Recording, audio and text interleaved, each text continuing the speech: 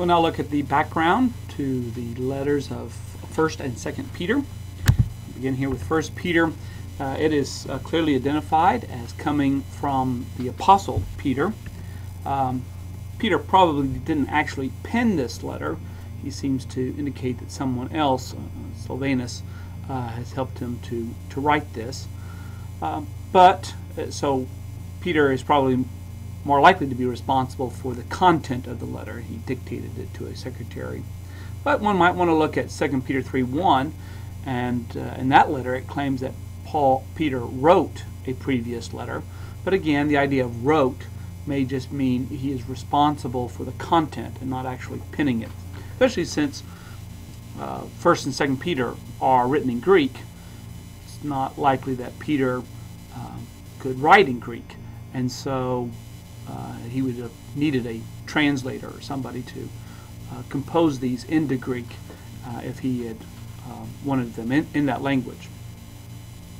He does identify himself as an elder and as a witness of Christ's suffering. It appears that he is in Babylon. He mentions this in chapter 5, verse 13. And probably the word Babylon is kind of code for Rome, and seeing, in a sense, Babylon in a kind of a negative way, or in maybe a sense of the foreign power that God is using at the time to teach his people a lesson. And so, as Babylon did with Israel, so now Rome is doing with Christianity. He notes that his son, Mark, is with him. Again, this is not probably Peter's actual biological son, but maybe a kind of a son in the faith, that is, someone that he helped to convert, or someone that he has been instrumental in forming in his spiritual life.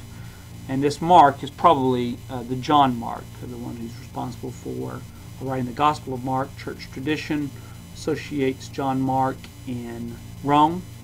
We know that in Paul's letters to Timothy, his second letter to Timothy, he asked for John Mark to come to Rome. If Peter is in Rome now, this may have been after Paul's execution, and 2 Peter is also going to have a kind of a tone that he too is going to die. And so, according to church tradition, Peter dies in Rome, and it may be that John Mark here, after Peter's death, writes his gospel. The letter was probably written prior to Peter's martyrdom in AD 64 to 66. I say probably written prior. It certainly could be that Peter dictated something, and that this was later composed after Peter's death, but likely it was written during the time that Peter was alive. It is addressed to the exiles of the dispersion that is located in Asia Minor, and several key cities and areas are listed in the introduction. These exiles are likely seen as exiles in the sense of they have been pushed to other areas. They have been sent away to other areas, possibly due to some kind of persecution. Or it's likely that the recipients are likely Gentile Christians, who Peter is now addressing as if they were Israel. He uses language calling them a royal priesthood. This is language of Israel, language taken from the Old Testament to describe Israel. And now Peter is using that language to describe these Gentiles. And they indeed may be legally aliens. In other words, they don't have citizenship, and as such, not having citizenship, they are more susceptible to persecutions and sufferings. And the letter of 1 Peter encourages these Christians to behave, to act appropriately, not to cause themselves any undue sufferings. Now, they might suffer as a Christian, but they don't want to suffer for doing wrong.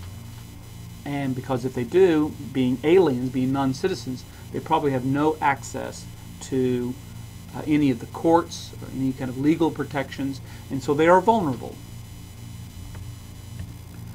They are experiencing suffering for being a Christian, and Peter wants to highlight that as a good thing, as a positive thing, to be able to suffer as a Christian. And this is, 1 Peter is, there's only two places in the New Testament where the word Christian is used. One is in the book of Acts, when we're told that it's in Antioch that the disciples of Jesus are first called Christians, and here in 1 Peter, where followers of Jesus are referred to as Christians. And that term Christian may have been coined, first of all, as a negative term, a term of derision. It looks like it comes from a Latin term that means one who follows Christ, and it may have been, or someone named Christ, and so it may have been used to describe those who follow Jesus Christ. The second letter of Peter, also identified as coming from Peter, but 2 Peter is one of those letters that many scholars doubt actually came from Peter. Again, the tone is slightly different from 1 Peter. If Peter is responsible for the content, then it was likely composed prior to his martyrdom in AD 64-66. Again, we say likely composed. It could have been composed after Peter had died. So in other words, Peter spoke it.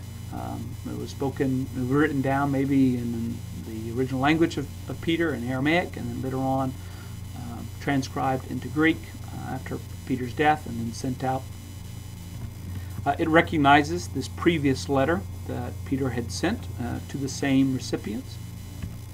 The letter is aware of the writings of the Apostle Paul. It notes that some of the things that Paul has written are hard to understand. And so his recipients have received things from Paul. Of course, Paul has been in Rome. Paul has written a letter to the Romans. Paul has also written to people in Colossians and in Ephesus. And so if these are written to Asia Minor, there are Christians who are there in Asia Minor who already come across Paul's writings. And the concern of this letter is with false teachers who deny that Jesus will return and whose influence is leading Christians to act immorally. And so this letter urges Christians to be ready, that the day of the Lord could come like a thief in the night and very unexpectedly, and that if you act immorally, that you'll have to answer to the judge. And so this is a real warning about behaving well, Christians staying away from immoral behavior in preparation for the return of Jesus. And that gives us a little bit of a background to the story of 1 and 2 Peter.